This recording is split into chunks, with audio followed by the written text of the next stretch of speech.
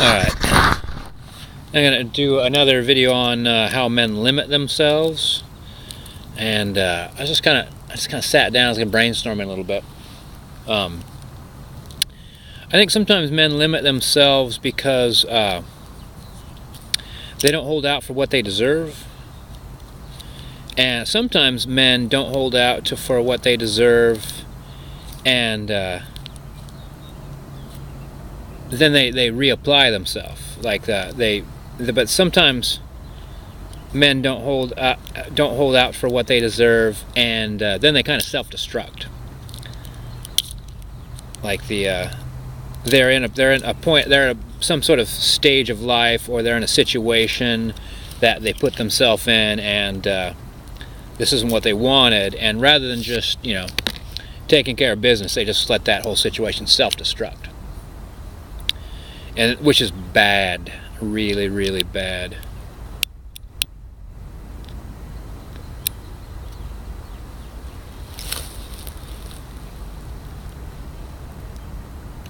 I remember somebody said something once to me, and I think their intention caught in my mind. Someone said, well, I did this and made a mistake, and then I didn't want to pay for it, and so I tried to cover it up, and it all worked out, and everything's fine now. And this guy said to the other guy, he said, yeah, but you're still that person. Like, the point being, it's like, you get yourself into a situation, you take responsibility for it. You don't get yourself into a situation and then think, how am I going to get out of this guilt-free, or how am I going to get out of this blame-free, or anything like that.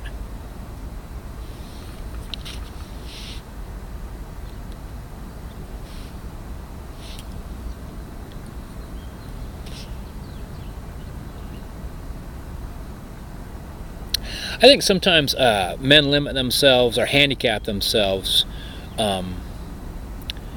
because in their mind they don't deserve this, that, or the other thing. Which is kind of funny, because actually when I first started thinking about this, is someone thought they got something. Somebody thought something was coming to them, and they were pretty happy about it. And then they found out it was coming to me, actually, and they're like, oh, well, that I don't really see how that's fair that you should get all that. Like, they were going to be perfectly happy to get it themselves. But to see that go to somebody else filled them full of misgivings. But the thing is, I think that's like the sign of handicapping yourself. It makes you a small man. You can't rejoice in the victories of other men. That's being like a real man. A small-minded man, it's like there's not enough to go around. Mine. Selfish and self-centered and whatnot.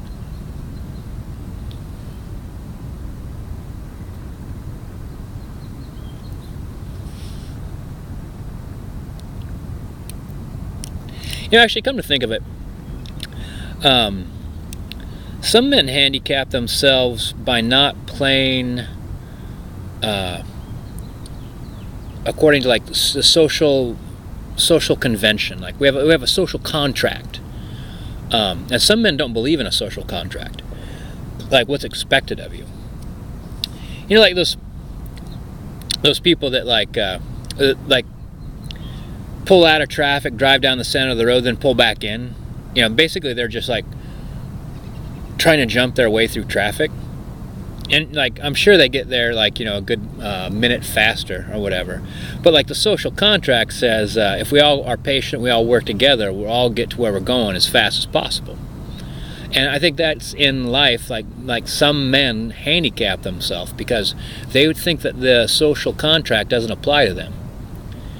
And the thing is, I don't even know if they're aware of what they're missing out on, the kind of benefits that social contracts pay off. When someone knows deep down that you're a good guy and that you're a big man,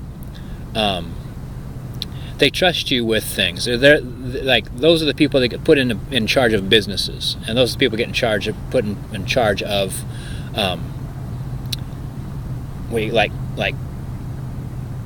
I can't remember what you call those. Like the people that try to that overlook several businesses. District managers is what I'm trying to say.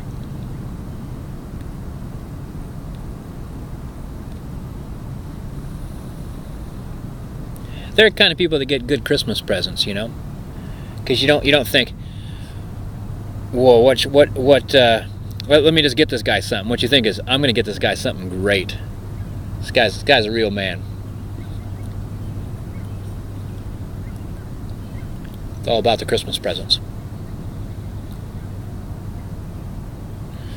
Yeah, other ways men handicap themselves. Well, I'll tell you a way that I do it. Sometimes I'll get fed up with somebody, and I hate it when it happens. When I get fed up with somebody, if I could just kind of wait it out, like a couple weeks or something like that, or a month, I could move past it. But sometimes I complain about someone else, and I hate it every time I hear myself doing it, because it's so small-minded. It's so petty.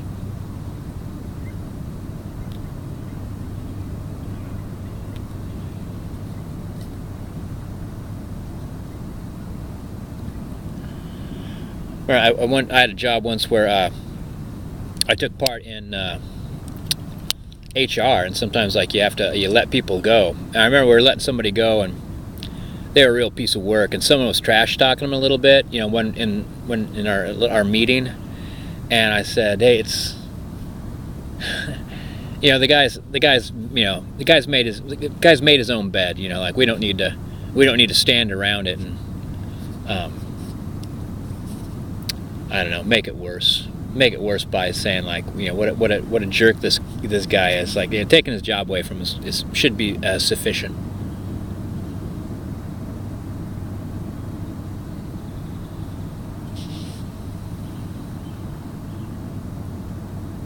Oh, that's another thing, actually.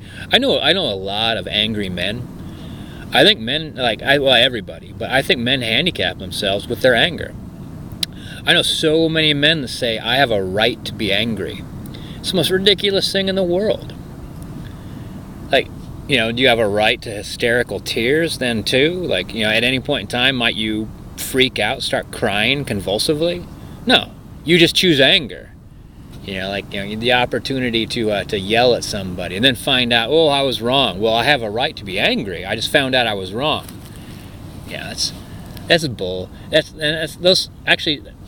Those kind of small-minded men never get anywhere. They don't get anywhere in relationships, they don't get anywhere in businesses, they don't get anywhere in life. But they do have to restart over and over again.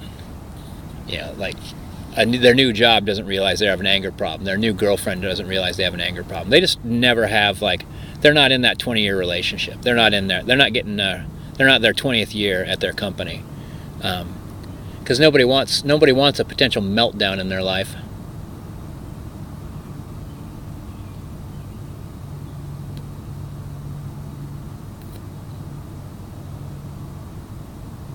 Yeah, I think those are pretty good ones.